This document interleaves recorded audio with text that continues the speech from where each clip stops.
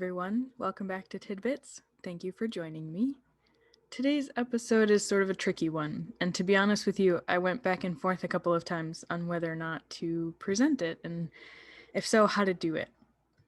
I decided that I do plan to move forward with the subject of today's video, but please be aware that it does contain a mention of sexual assault, and take care for those who that may be triggering for. At what point does someone's story outweigh the artwork that they create? Is it fair to talk about someone in terms of trauma they've experienced instead of their own artistic merit? What if the art they make is a method of coping with that trauma? How does one formally interpret a piece of art that is the physical incarnation of grief and anger? Is it fair to us to interpret an artwork as such when we have no idea of what the artist's true intent was? These are obviously very complicated questions, and I don't know that there is a right answer to be found here today. But for today, this video is my attempt at honoring Artemisia Gentileschi and all of her work, and I'd like to give it, her work and her life, the time and attention that I feel it deserves, and I'm hoping you can come along and join me for the ride. Let's take a deeper look.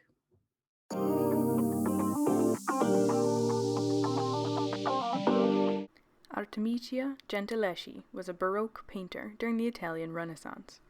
Artemisia is considered among the most accomplished of all 17th century artists, initially working in the style of Caravaggio. She was producing professional work by the age of 15. In an era when women had few opportunities to pursue artistic training or work as professional artists, Artemisia was the first woman to become a member of the Academy of the Art of Drawing in Florence, and eventually had an international clientele. Gentileschi was known for being able to depict the female figure with great naturalism, and for her skill in handling color to express dimension and drama. Many of her paintings feature women from myths, allegories, and the Bible. Gentileschi's father, Orazio, was also a professional painter. After losing her mother at the age of 12, she accompanied her father into his painting studio. Showing much more talent and passion than her brothers, Artemisia was painting professionally by the age of 15. Her achievements as an artist have long been overshadowed by the story of her rape by Agostino Tassi when she was a young woman, and her subsequent participation in the trial of her rapist. Tassi was a colleague of her father's, and was only brought to trial for the theft of Artemisia's virginity. Just theft. He was found guilty and banished from Rome, but the sentence was never carried out, and Artemisia was quickly married off and sent to live abroad. In 1612, Artemisia moved to Florence to begin a professional career in painting. While there, she became a successful court painter, enjoying the patronage of the House of Medici, and playing a significant role in courtly culture of the city. She was the first ever woman accepted into the Academy of the Art of Drawing. She maintained good relations with the most respected artists of her time, and was able to garner the favor and protection of influential people, beginning with Cosimo II de' Medici, Grand Duke of Tuscany, and especially of Grand Duchess Kristina of Lorraine. Her acquaintance with Galileo Galilei, evident from a letter she wrote to the scientist in 1635, appears to stem from her Florentine years. This is Judith beheading Holofernes by Artemisia Gentileschi. Gentileschi's paintings stand out for their theatricality, the raw emotional intensity of a few figures daringly arranged. This brutal depiction in this painting is often interpreted as a painted revenge for her rape. Unlike other artists who focused on the ideals of beauty and courage evoked by the biblical Jewish heroine Judith, Gentileschi chose to paint the story's gruesome climax. As the heroine decapitates Holofernes, the general of King Nebuchadnezzar, to save the Jewish people, her brow is furrowed in concentration. Her forearms are tensed, and blood spurts wildly from her victim's neck.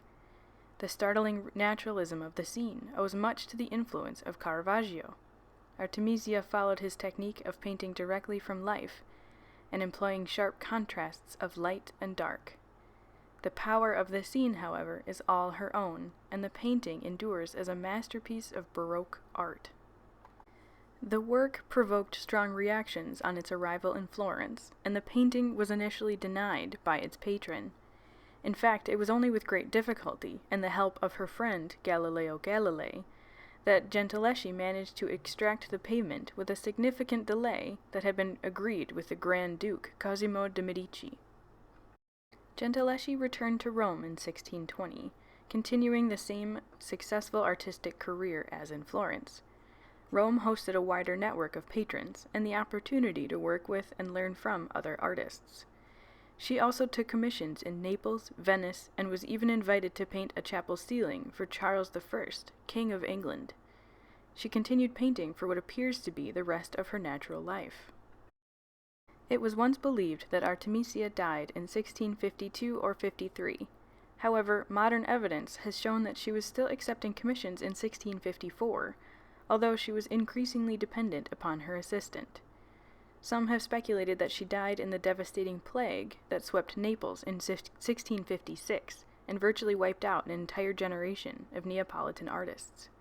The truth is, we don't actually know for sure what happened to Artemisia Gentileschi.